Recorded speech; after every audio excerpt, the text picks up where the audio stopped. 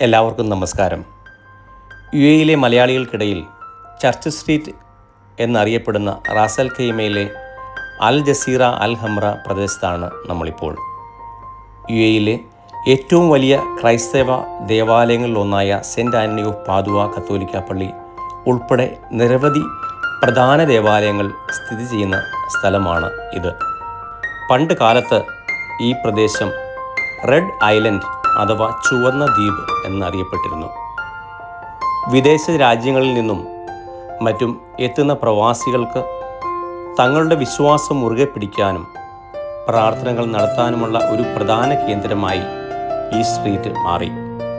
ഇവിടെയുള്ള saint Mary and archangel Michael Coptic Orthodox church, saint Mary's Indian Orthodox church, CSI, Marthoma തുടങ്ങിയ വിവിധ സഭകളുടെ ദേവാലയങ്ങൾ ഒരുമിച്ച് പ്രവർത്തിക്കുന്നത് കൊണ്ട് പ്രവാസികൾ ഈ പാതയെ സ്നേഹത്തോടെ ചർച്ച് സ്ട്രീറ്റ് എന്ന് വിളിക്കുന്നു.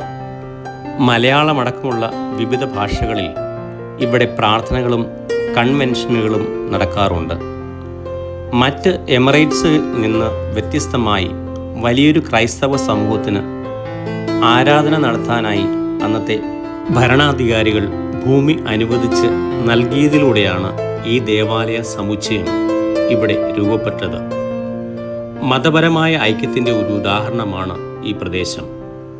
സമീപ പ്രദേശങ്ങളിൽ തന്നെ ചരിത്ര പ്രസിദ്ധമായ പള്ളികളും ദേവാലയങ്ങളും സ്ഥിതി ചെയ്യുന്നു. റാസ് അൽ ഖൈമ നഗരം പുരാതന കാലത്ത് അറിയപ്പെട്ടിരുന്നത് ജുൽഫർ എന്ന പേരിലായിരുന്നു. വർഷങ്ങൾക്ക് മുമ്പ് തദ്ദേശീയരായ ജനങ്ങളുടെ ചെറിയ കുടിലുകൾ നിറഞ്ഞ ഒരു പ്രദേശമായിരുന്നു ഇത്. ക്രമേണ വികസിച്ച ഈ നഗരത്തിലെ ചർച്ച് സ്ട്രീറ്റ് പ്രദേശം കുവൈറ്റ് ഹോസ്പിറ്റലിൻ്റെ പേരിൽ കുവൈറ്റി സ്ട്രീറ്റ് എന്നും അറിയപ്പെടുന്നു. പരമ്പരാഗത അറേബ്യൻ വ്യാപാര കേന്ദ്രങ്ങളും സുഗന്ധദ്രവ്യ കടകളും ഈ പ്രദേശത്തിൻ്റെ ചരിത്രപരമായ പൈതൃകം വിളിച്ചോതുന്നു. ഇന്നത്തെ നമ്മുടെ യാത്ര ചർച്ച് സ്ട്രീറ്റിൽ തന്നെയുള്ള യുണൈറ്റഡ് അറബ് എമിറേറ്റ്സിലെ രണ്ടാമത്തെ ഔദ്യോഗിക സിഖ് ആരാധനാലയമായ റാസ് അൽ ഖൈമയിലെ ഗുരു നാനാക്ക് ദർബാർ എന്ന ഗുരുദ്വാരയിലാണ്. എല്ലാ മതങ്ങളോടും UAE കാണിക്കുന്ന സഹിഷ്ണുതയുടെയും ഇവിടുത്തെ സിഖ് സമൂഹത്തിൻ്റെ ആത്മീയ കൂട്ടായ്മയുടെയും പ്രതീകമാണിത്. തുടക്കത്തിൽ റാസ് അൽ ഖൈമയിലെ ഒരു സ്വകാര്യ കമ്പനിയുടെ കെട്ടിടത്തിലായിരുന്നു പ്രാർത്ഥനാലയം പ്രവർത്തിച്ചിരുന്നത്. അവിടെയുള്ള ജീവനക്കാരും തൊഴിലാളികളും ദിവസവും പ്രാർത്ഥനയ്ക്കായി ഒത്തുകൂടിയിരുന്നതും അവിടെയായിരുന്നു. സിഖ് സമൂഹത്തിൻ്റെ അഭ്യർത്ഥനയെ തുടർന്ന് റാസ് അൽ ഖൈമ ഗവൺമെൻറ് സൗജന്യമായി ഭൂമി അനുവദിക്കുകയും പ്രത്യേക ആരാധനാലയം നിർമ്മിക്കാൻ അനുമതി നൽകുകയും ചെയ്തു. സിഖ് മതസ്ഥാപകനായ ഗുരു നാനാക്കിൻ്റെ 550-ാം ജന്മവാർഷികത്തോടനുബന്ധിച്ച് 2019 ഡിസംബറിലാണ് പുതിയ ഗുരുദ്വാരയുടെ നിർമ്മാണ പ്രവർത്തനങ്ങൾ ഔദ്യോഗികമായി ആരംഭിച്ചത്. ഗുരു നാനാക്ക് ദേവിൻ്റെ സമത്വത്തിൻ്റെയും സാഹോദര്യത്തിൻ്റെയും മനുഷ്യ സ്നേഹത്തിൻ്റെയും ആശയങ്ങളാണ് ഈ ആരാധനാലയത്തിൻ്റെ അടിത്തറ. ജാതി, മത, വർണ്ണ ഭേദമന്യേ എല്ലാവർക്കും ഇവിടെ പ്രവേശിക്കാം. ഗുരുദ്വാരകൾക്ക് മുന്നിൽ ഉയരത്തിൽ സ്ഥാപിക്കുന്ന ത്രികോണാകൃതിയിലുള്ള കൊടിമരത്തെയാണ് നിഷാൻ സാഹിബ് എന്ന് വിളിക്കുന്നത്. മഞ്ഞയോ കാവിയോ നിറത്തിലുള്ള ഈ പതാക അതാത് സ്ഥലങ്ങളിൽ ആരാധനാലയത്തിൻ്റെ സാന്നിധ്യം വിളിച്ചറിയിക്കുന്ന ഒന്നാണ്.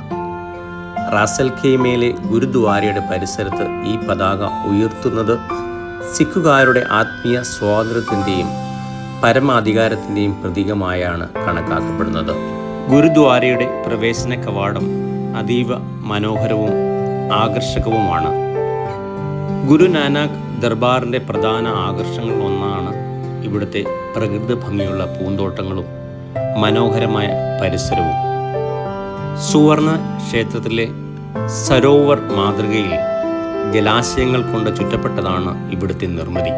ഗുരുദ്വാരകളിൽ പ്രവേശിക്കുന്നതിന് മുൻപായി ചെരുപ്പുകൾ പുറത്ത് അഴിച്ചുവെക്കണം. ഇതിനായി മന്ദിരത്തിൻ്റെ പ്രവേശന കവാടത്തിൽ ജോറ ഘർ എന്ന പേരിൽ അറിയപ്പെടുന്ന പ്രത്യേക ചെരുപ്പ് സൂക്ഷിക്കൽ കേന്ദ്രമുണ്ട്. ചെരുപ്പുകൾ അഴിച്ചതിന് ശേഷം ഭക്തർ കൈകാലുകൾ ശുചിയാക്കി വേണം പള്ളിയിലേക്ക് പ്രവേശിക്കാൻ. ഗുരുദ്വാരയുടെ പ്രവേശന കവാടം 4 മരവാതിലുകളാലാണ് നിർമ്മിച്ചിരിക്കുന്നത്. ഇത് സിഖ് ചരിത്രത്തിലെ 4 പ്രധാനപ്പെട്ട ആശയത്തെയാണ് പ്രതിനിധീകരിക്കുന്നത്. സമാധാനത്തിൻ്റെ വാതിൽ, ഉപജീവനത്തിൻ്റെ വാതിൽ, അറിവിൻ്റെ വാതിൽ, കൃപയുടെ വാതിൽ എന്നിങ്ങനെ 4 ആശയങ്ങളാണ് ഈ 4 വാതിലുകൾക്കുള്ളത്. നമ്മൾ കയറി ചെല്ലുന്ന ഗ്രൗണ്ട് ഫ്ലോർ ഏകദേശം 21,000 ചതുരശ്ര അടി വിസ്തീർണമുള്ള ഏരിയയാണ്. ഇവിടുത്തെ പ്രധാന സേവനങ്ങളും സൗകര്യങ്ങളും ഇവിടെയാണ് ഒരുക്കിയിരിക്കുന്നത്. ഗുരുദ്വാരയുടെ ദൈനംദിന പ്രവർത്തനങ്ങൾ നിയന്ത്രിക്കുന്നത് ഓഫീസും സ്വീകരണ മുറിയും ഇവിടെ തന്നെയുണ്ട്. വിശാലമായ ഡൈനിങ് ഹാൾ, അടുക്കള, പാൻട്രി, സംഭരണ മുറികൾ എന്നിവയും ഇവിടെയുണ്ട്. 1-ാം നിലയിലാണ് പ്രധാന പ്രാർത്ഥനാ ഹാൾ. മുകളിലേക്ക് കയറി ചെല്ലുന്ന എല്ലാ പ്രധാന പ്രവേശന കവാടത്തിലും അതിമനോഹരമായ ഷാൻഡിലിയേഴ്സ് നമുക്ക് കാണാം. പല പല ആകൃതിയിലും വലിപ്പത്തിലും ഉള്ളവയാണിവ. കുറേ നേരം അത് കണ്ടങ്ങ് നിന്നു.